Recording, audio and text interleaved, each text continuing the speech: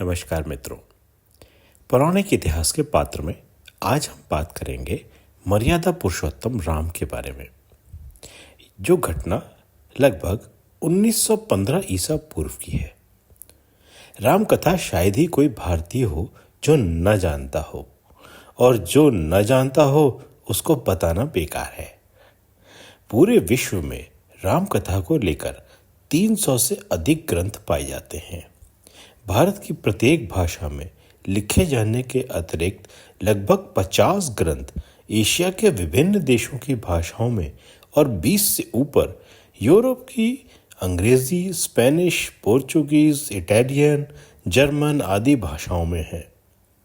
राम का चरित्र इतना मनोहर है कि हर धर्म के अनुयायी ने, हर देश के वासी ने अपनी भाषा में अपने धर्म और देश का नायक बनाकर राम का वर्णन किया है।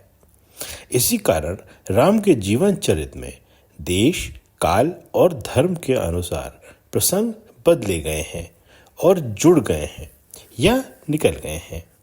इनमें सबसे प्राचीन वाल्मीकि कृत रामायण है। गोस्वामी तुलसीदास का रामचरितमानस आज से 500 वर्ष पूर्व लिखा गया हिंदू पूजनीय ग्रंथ तो है, लेकिन राम के 3500 साल बाद लिखा गया वाल्मीकि रामायण और रामचरितमानस में काफी फर्क है। वाल्मीकि रामायण में राम को मर्यादा पुरुषोत्तम के रूप में चिन्हित किया गया है। प्राचीन भारतीय परंपरा के अनुसार राम में आदर्श पुत्र, आदर्श पति और आदर्श राजा का संगम था। अहिंसा, दया, अध्ययन, सुस्वभाव, इंद्रिय दमन और मनोविग्रह, इन 6 गुणों से युक्त उनका जीवन था। तुलसी के राम में बहुत अंतर आ गया। वे परम ब्रह्म हो गए। रावण महापंडित के स्थान पर अत्याचारी सिकंदर लोदी के सुल्तान का प्रतिरूप बन गया। तो खैर कोई बात नहीं, आज हम शुरू करते हैं अपने मर्यादा पुरुषोत्तम राम की एक ऐसी कथा जिसको आप एक नए तरीके से सुनेंगे। आपने टीवी पर देखी होगी, पढ़ी भी होगी और अपने जीवन काल में अनेकों बार कई कथावाचकों से सुनी होगी, किंतु आज आप जो सुनने वाले हैं वह इतिहास के दृष्टिकोण से है। राम के पिता राजा दशरथ अयोध्या में राज्य करते थे। अयोध्या राज्य का सारे भारत में नाम था।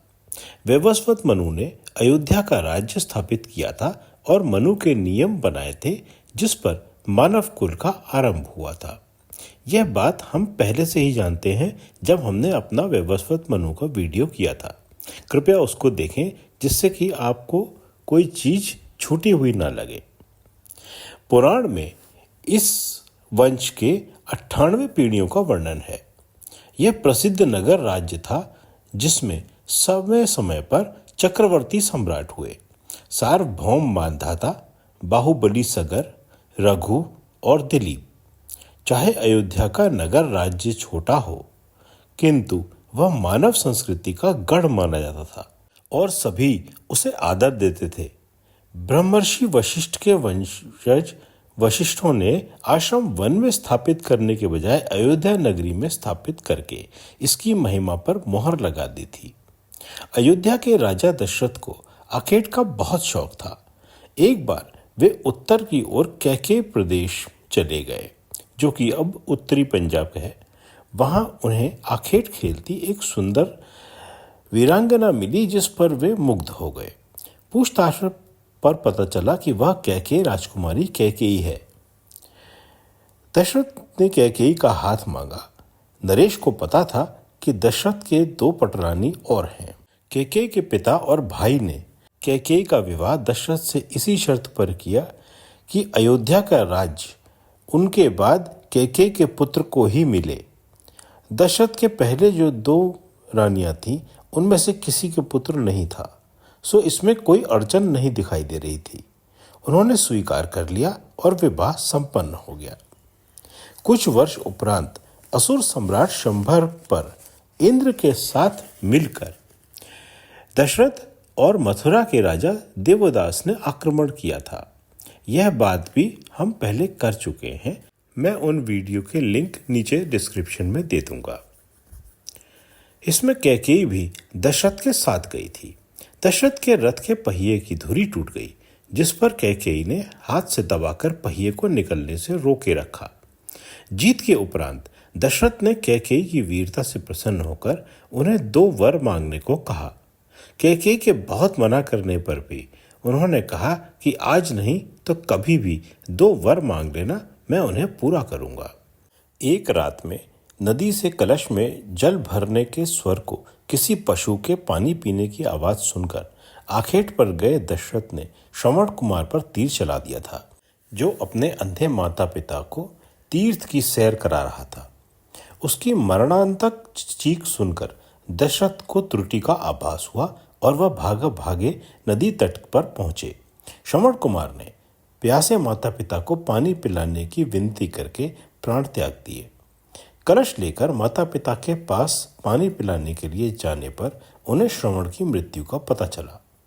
वृद्ध पिता ने दशरथ को श्राप दिया, जैसे हम अपने पुत्र के वियोग में प्राण त्याग रहे हैं, उसी प्रकार एक दिन तुम भी पुत्र वियोग में प्राण त्यागोगे।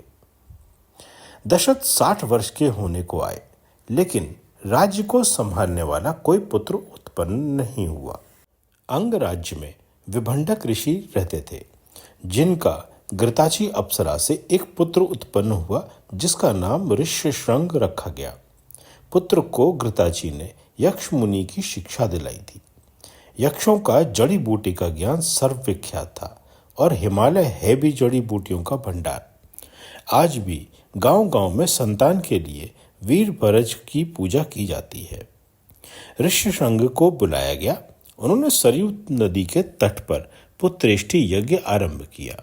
ऋष्यशृंग ने गंधर्वों को आदेश दिया कि वे राजा के लिए एक चारू तैयार करके हिमालय से ले आए। कुछ दिन में वे भी आ गए। मुनि ने आधा चारू कौशल्या को दिया और आधा कैकेयी को। दोनों पटरानियों ने अपने भाग से आधा आधा भाग सुमित्रा को दे दिया। चैत्र नवमी को सवेरे कौशल्या के पुत्र उत्पन्न हुआ। कुछ देर बाद कैकेयी के और फिर कुछ देर बाद सुमित्रा ने 2 पुत्रों को जन्म दिया। पुत्रों के नाम राम, भरत, लक्ष्मण और शत्रुघ्न रखे गए। धीरे धीरे राजकुमार बड़े होने लगे। महर्षि वशिष्ठ ने आश्रम में उनकी शिक्षा का प्रबंध किया। वेद ज्ञान के अतिरिक्त राजा उचित शस्त्र शिक्षा भी सिखाई जाने लगी। भारत के इतिहास में महर्षि अनेक हुए हैं, पर ब्रह्मर्षि केवल 2 हुए हैं, वशिष्ठ और विश्वामित्र। दोनों ही 15-20 साल के अंतराल में लगभग 2500 ईसा पूर्व में हुए। उनकी संतति उनके आश्रम को सुचारू रूप से चला रही थी और उनके ज्ञान को, उनके रचे हुए सूक्तों को अक्षुण्णी रखे हुए थी। महर्षि विश्वामित्र का आश्रम अयोध्या के दक्षिण में था, जहां अनेक जनजातियां रहती थीं। उन्हें वहां के असभ्य राक्षस जनजाति बहुत परेशान कर रही थी। यहाँ जब हम बात कर रहे हैं असभ्य राक्षस जनजाति की, तो ये रावण के जैसे सुसभ्य राक्षस नहीं थे, ये जंगली राक्षस थे। विश्वामित्र दशरथ के राज दरबार में पहुंचे और राम लक्ष्मण को अपने साथ ले जाने के लिए कहा। नानुकुर करने के बाद वशिष्ठ के समझाने पर राम लक्ष्मण को विश्वामित्र के साथ भेज दिया गया। आश्रम और यज्ञ में विघ्न डालने वाले ताड़का, सुबाहु आदि को राम लक्ष्मण भाइयों ने घनघोर तीर वर्षा करके मार डाला। जो यक्ष और राक्षस बचे वे भाग गए। विश्वामित्र के सिद्धाश्रम ने यज्ञ सुचारू रूप से चलता रहा और निर्विघ्न समाप्त हो गया। उधर विश्वामित्र ब्रह्मर्षि वशिष्ठ मित्र द्वारा दी गई शस्त्र और शास्त्र विद्या भाइयों को देते रहे। एक दिन मिथिला के राजा जनक का दूत महर्षि विश्वामित्र की सेवा में उपस्थित हुआ और अनुरोध सुनाया। राजा जनक यज्ञ करने जा रहे हैं, इसके लिए उन्होंने महर्षि को सादर निमंत्रण भेजा है। महर्षि ने सहर्ष स्वीकार करने के उपरांत दोनों भाइयों को भी अपने साथ चलने के लिए प्रेरित किया। राह में एक सुंदर किंतु निर्जन पड़ा उपवन मिथिला के पास मिला। राम के पूछने पर विश्वामित्र ने अहिल्या की व्यथा कथा सुनाई। किस प्रकार इंद्र ने ऋषि गौतम की पत्नी अहिल्या के साथ माया रचकर संभोग किया और ऋषि उन्हें त्याग कर हिमालय की ओर चले गए। तब से कोई भी जन इस आश्रम के पास नहीं भटकता। राम ने कहा कि इसमें अहिल्या माता का क्या दोष है, वे उनके दर्शन किए बिना आगे नहीं बढ़ेंगे। दोनों भाइयों ने आश्रम में प्रवेश किया और पत्थर के समान निश्चल बैठी ऋषि पत्नी के चरण स्पर्श किए। अहिल्या के आंसू बह निकले। महर्षि की चरण वंदना करके उन्होंने तरुणों को गोद में भर लिया। मिथिला में धनुर्यज्ञ की तैयारियां समाप्त प्राय थीं। दूर दूर से राजा आए हुए थे। विश्वामित्र के साथ दीर्घकाय अजानुबाहु पूर्णिमा के चंद्र के समान चमकते राम को देखकर जनक हतप्रभ रह गए। महर्षि ने उनका परिचय दिया और बताया कि अयोध्या लौटने से पहले वे पूज्य विशिव धनुष के दर्शन करने आए हैं। धनुष 8 पहियों वाले लोहे के बहुत बड़े संदूक में रखा था, जिसे कुछ आदमी ढकेल कर यज्ञ स्थल तक ले आए। राजर्षि और महर्षि की आज्ञा मिलने पर राम ने संदूक का ढक्कन उठाया और उसमें रखे शिव धनुष को बीच में से पकड़कर उठा लिया। एक कोने को पैर से दबाकर उन्होंने दूसरे कोने पर प्रत्यंचा चढ़ा दी। प्रत्यंचा पर बाण रखकर राम ने बाण को कान तक खींचा। त्यों ही धनुष भयानक स्वर करता हुआ टूट गया। बुद्धिमान जनक साधु साधु कह उठे और बोले, राम ने मेरी प्रतिज्ञा पूरी कर दी। मैं सीता का पति उन्हें स्वीकार करता हूं। राम और सीता के विवाह के उपरांत वैवस्वत मनु की 2 प्रमुख संतानों के कुलों का संबंध हो गया। राम कथा का भाग 1 हम यहीं पर रोकते हैं। अगला भाग आपको शीघ्र सुनने को मिलेगा।